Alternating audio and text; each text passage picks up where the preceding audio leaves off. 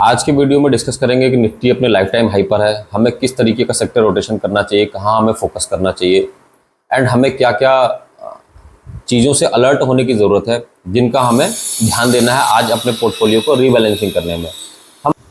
सो अगर किसी लेवल पर प्रॉफिट बुकिंग आती भी है तो हमें वहाँ पर बाय ऑन डिप्स की स्ट्रैटेजी अपनानी चाहिए कि अगर आपके पोर्टफोलियो में जो स्टॉक्स पड़े हैं आप उनको कम प्राइस पे मिलते हैं तो उनको एक्यूमुलेट कर सकते हैं, राइट। कि 2%, 3%, 4% की बिकवाली से ये नहीं समझना चाहिए हमें कि मार्केट में मंदी आ गई है। एंड मंदी का तो बिल्कुल नहीं सोचना चाहिए, क्यों? क्योंकि जो इंडिकेटर्स हैं, जो सिग्नल्स हैं, जो सिम्टम्स हैं, वो कहीं से भी बिकवाली के सिम्टम्स नहीं है। आप अपने पोर्टफोलियो को हर डिप पे आप एक्यूमुलेट कर सकते हैं। हर मंथ के स्टार्टिंग में हम ये समझेंगे कि निफ्टी में एफआईज की क्या पोजीशनिंग है, वो क्या चाहते हैं। देखिए, जो उनकी पोजीशनिंग है वो तकरीबन 78 से 80% की लॉन्ग की पोजीशनिंग है, राइट। सो हो सकता है कि आपको अक्टूबर के फर्स्ट वीक में थोड़ी बहुत प्रॉफिट बुकिंग देखने को मिले, या हो सकता है कि आपको मंडे को ही प्रॉफिट बुकिंग देखने को मिले। मंडे को प्रॉफिट बुकिंग देखने को मिलता है तो आप वहाँ पर बाय ऑन डिप्स की स्ट्रैटेजी अपना सकते हो। उसमें जरा सा भी ये घबराने की बात नहीं कि नहीं, यहाँ से आपको अपने पोर्टफोलियो में स्टॉक्स को एग्जिट करना चाहिए। अगर आप अपने पोर्टफोलियो के सारे स्टॉक्स में आपने लॉन्ग टर्म का स्टॉप लॉस फेल करते चलो, आप जहाँ पे आपको 200 ईएमए के नीचे स्टॉक जाना जाता दिख रहा है, आप वहाँ पर एग्जिट होइए।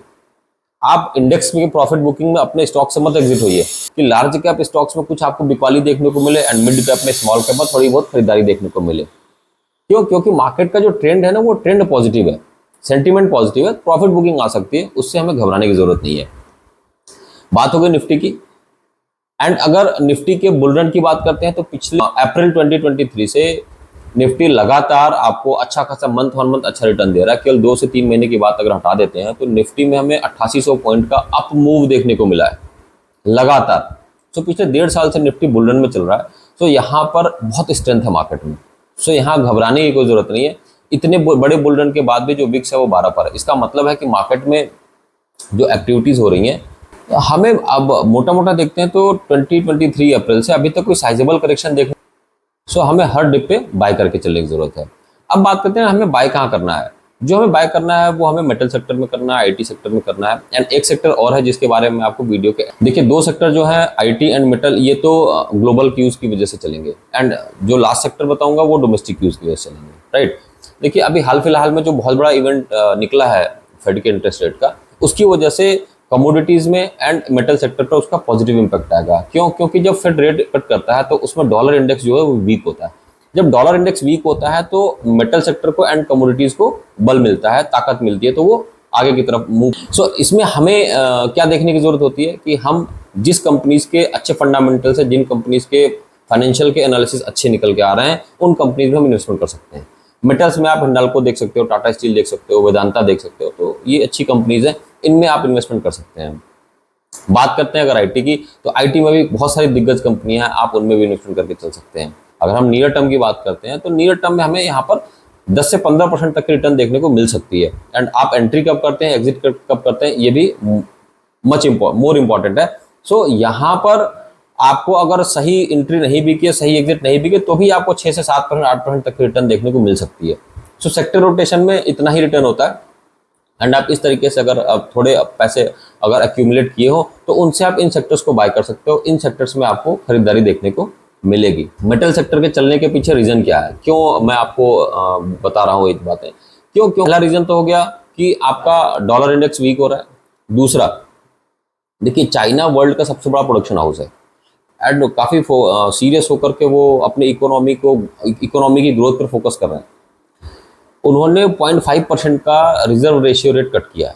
तो ये रिजर्व रेशियो रेट कट करने से क्या होगा, उनके मार्केट में लिक्विडिटी की जो क्रंच आ रही है, जो लिक्विडिटी का क्रंच था, वो लिक्विडिटी का क्रंच खत्म हो जाएगा और कैश फ्लो आएगा। अगर आप देखोगे तो जो चाइना की मार्केट है, शंघाई कंपोजिट, वो हाइप की तरफ चल रही है, राइट। सो आप मंडे को भी देखना, मंडे को भी आपको प्लस दिखा, क्योंकि ये बड़ी न्यूज है।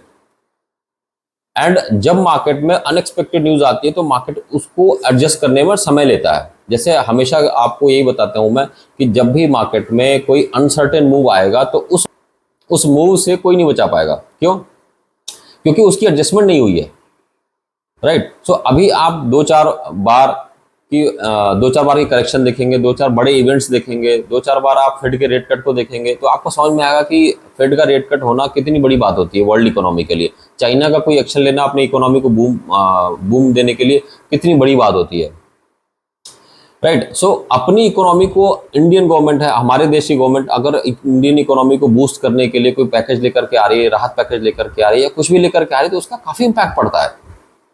हमें इन चीज़ों को भी समझने की जरूरत होती है अगर हम स्टॉक मार्केट में इन्वेस्टमेंट कर रहे हैं तो, राइट। सो हमने पुरानी वीडियोस में जो डिस्कस किया था आपसे कि फेड की रेट कट की वजह से गोल्ड में, सिल्वर में आपको तेजी देखने को मिल सकती है, आने वाले टाइम में आपको उसमें मिलेगी। क्यों? क्योंकि फेड के रेट कट का इम्पैक्ट जो कमोडिटीज पर भी आता है, डॉलर इंडेक्स के वीक होने पर। उसके अलावा आपको मेटल में तेजी देखने को मिलेगी, IT में तेजी देखने को मिलेगी। इसके अलावा बात करते हैं जो एक सेक्टर है, सबसे इंपॉर्टेंट सेक्टर है एंड वो डोमेस्टिक यूज की वजह से चल रहा है, वो है शुगर का सेक्टर, राइट। देखिए शुगर सेक्टर में क्या क्या चीज़ें चल रही हैं।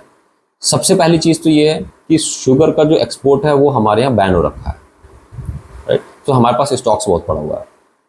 दूसरा, एथेनॉल की प्राइसिंग को बढ़ाने पर विचार चल रहा है। तीसरा, शुगर का जो मिनिमम सेल प्राइस है उसको भी बढ़ाने पर विचार चल रहा है। चौथा, ब्राज़ील में जो इंसिडेंट हुआ है उस इंसिडेंट की वजह से जो शुगर के रॉ मटेरियल है उसकी कॉस्ट बढ़ चुकी है। सो इन तीन चार चीज़ की वजह से शुगर सेक्टर्स के जो स्टॉक है उनकी अर्निंग पर आपको अच्छा खासा पॉजिटिव इम्पैक्ट देखने को मिलेगा। तो इसलिए आपको IT मेटल के साथ में थोड़ी खरीदारी शुगर सेक्टर के कैश मार्केट के स्टॉक में भी आप खरीदारी कर सकते हैं।